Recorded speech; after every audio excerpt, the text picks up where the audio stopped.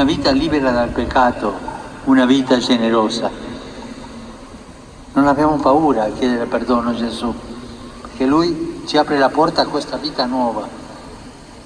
La Vergine Maria ci aiuti a testimoniare a tutti l'amore misericordioso di Dio che in Gesù ci perdona e rende nuova la nostra esistenza, offrendosi sempre nuove possibilità. Angelus Domini, nunciavit Mariae.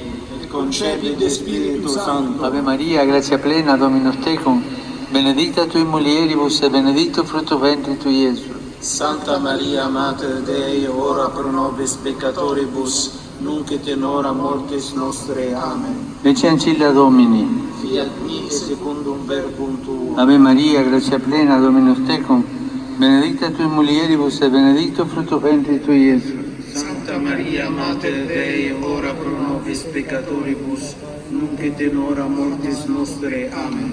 Et verbum caro factum est. Et habitavit in nobis. Ave Maria, grazia plena, Dominus tecum, benedicta tui mulieribus e benedictus fructus ventris tui, Iesus. Sancta Maria, Mater Dei, ora pro nobis peccatoribus, nunc et in hora mortis nostre. Amen. Ora pro nobis, Santa Dei Genitrix. Vini e ficiamolo promissionibus Christi. Grazie a Tu, anque sumus Domine, mentibus nostris infunde, ut angelo nunziante, Christi Fili Tui, incarnazione coniovimus, per passione eius et crucem, per resurrectionem gloriam perducamur. Per Christum Dominum nostrum.